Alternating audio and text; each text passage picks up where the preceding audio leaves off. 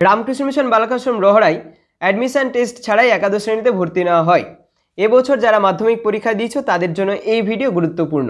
এই ভিডিওতে আমি রহড়া রামকৃষ্ণ মিশন বালকাশ্রমে একাদশ শ্রেণীতে ভর্তির পদ্ধতি নিয়ে আলোচনা করব। অ্যাডমিশন ক্রাইটেরিয়া কী কী রয়েছে এবং সাবজেক্ট কম্বিনেশন কী কী রয়েছে, কবে থেকে তোমরা ফর্ম ফিল আপ করতে পারবে, সমস্ত ইনফরমেশান নিয়ে এই ভিডিওতে আলোচনা করছি। ভিডিওটি তোমরা লাস্ট পর্যন্ত দেখো, তাহলে এই সমস্ত ইনফরমেশান পেয়ে যাবে। প্রথমত যারা ভেবে রেখেছে যে সায়েন্স নিয়ে পড়াশোনা করবে তাদের ক্ষেত্রে মাধ্যমিকে 85% মার্কস পেতে হবে।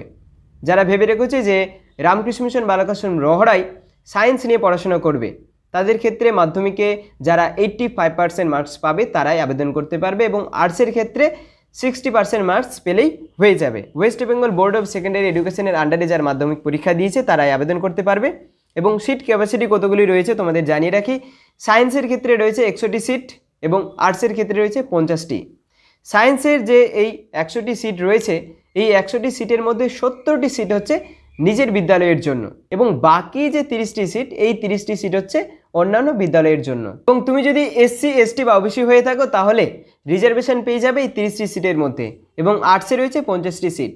এবং এই আর্টস এবং সায়েন্স প্রতি ক্ষেত্রেই কিন্তু বেঙ্গলি এবং ইংলিশ উভয় ভার্সান রয়েছে, তোমরা পছন্দের ভার্সান চুজ করতে পারো। এইবারে চলে আসি কী কী ডকুমেন্টস তোমাদের লাগবে। প্রথমত মাধ্যমিকের মার্কশিট, অ্যাডমিট কার্ড এবং রেজিস্ট্রেশন, এটি হলেই হয়ে যাবে।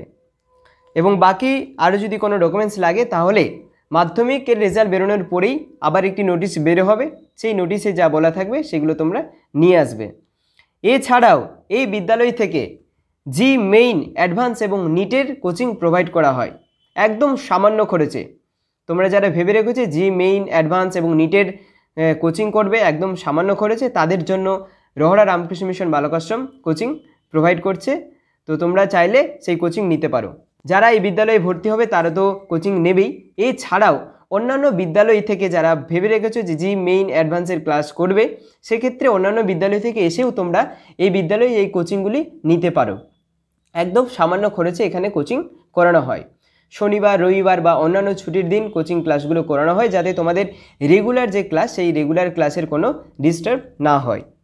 এবার আমি তোমাদের জানাই যে সাবজেক্ট কম্বিনেশন কী কী রয়েছে। আর্টসের ক্ষেত্রে 2টি সেট রয়েছে এবং সায়েন্সের ক্ষেত্রে 1টি সেট রয়েছে। বেঙ্গলি এবং ইংলিশ এটা কম্পালসারি প্রত্যেকটি গ্রুপেই রয়েছে। সায়েন্সে যে সমস্ত সাবজেক্টগুলি রয়েছে সেগুলি হলো বেঙ্গলি এবং ইংলিশ কম্পালসারি রয়েছে, তার সাথে ফিজিক্স, কেমিস্ট্রি এবং ম্যাথামেটিক্স এই রয়েছে, তার সাথে বায়োলজিক্যাল সায়েন্স, স্ট্যাটিস্টিক্স এবং কম্পিউটার সায়েন্স, এই 3টি সাবজেক্ট কিন্তু ওর রয়েছে। Physics, chemistry, math, Bengali, English এবং তার সাথে বায়োলজিক্যাল সায়েন্স, স্ট্যাটিস্টিক্স এবং কম্পিউটার সায়েন্স, এই 3টি সাবজেক্ট ওর রয়েছে। এই 3টি সাবজেক্টের মধ্যে একটি চুজ করতে পারো। তো এই হচ্ছে সায়েন্স স্ট্রিমের। আর্টসের ক্ষেত্রে 2টি সেট রয়েছে, প্রথমেই তোমাদের বলেছি।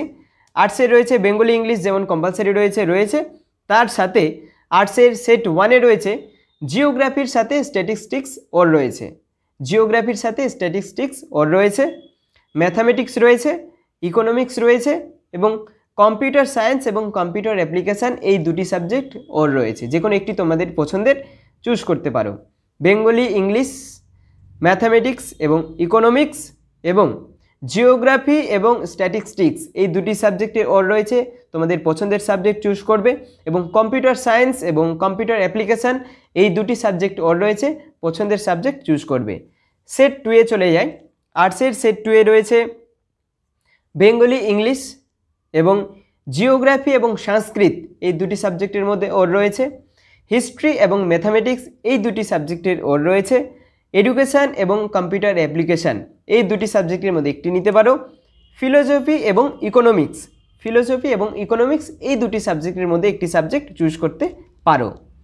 তো এই হচ্ছে সাবজেক্ট কম্বিনেশান। যখন তোমরা ফর্ম ফিল আপ করবে সেখানে তোমাদের লিখে জমা দিতে হবে, সেখানে ফর্মেট রয়েছে, সেই ফর্মেটে ফিল আপ করে তোমাদের জমা দিতে হবে। মাধ্যমিকের রেজাল্ট বেরোনোর পরেই তোমাদের এই ফর্মটি ফিল আপ করে জমা দিতে হবে এবং তখনই তোমাদের জানানো হবে যে লাস্ট ডেট কবে। আর্টসের ক্ষেত্রে সেট 1-এ রয়েছে বেঙ্গলি, ইংলিশ, ম্যাথামেটিক্স, ইকোনমিক্স এবং জিওগ্রাফির সাথে স্ট্যাটিস্টিক্স ওর রয়েছে, কম্পিউটার সায়েন্সের সাথে কম্পিউটার অ্যাপ্লিকেশান ওর রয়েছে। এবং আর্টসের সেট 2-এ রয়েছে বেঙ্গলি, ইংলিশ এবং জিওগ্রাফির সাথে সংস্কৃত ওর রয়েছে, হিস্ট্রির সাথে ম্যাথামেটিক্স ওর রয়েছে, এডুকেশনের সাথে কম্পিউটার অ্যাপ্লিকেশন ওর রয়েছে এবং ফিলোসফির সাথে ইকোনমিক্স। যে কোনো একটি সাবজেক্ট চুজ করতে পারবে। তো এই হচ্ছে সাবজেক্ট কম্বিনেশন তোমাদের জানিয়ে রাখলাম এবং অ্যাডমিশন ক্রাইটেরিয়াও তোমাদের জানিয়ে রাখলাম। এছাড়াও বিদ্যালয়ে জি মেইন, অ্যাডভান্স এবং নিটের কোচিং প্রোভাইড করা হয়, চাইলে তোমরা নিতে পারো।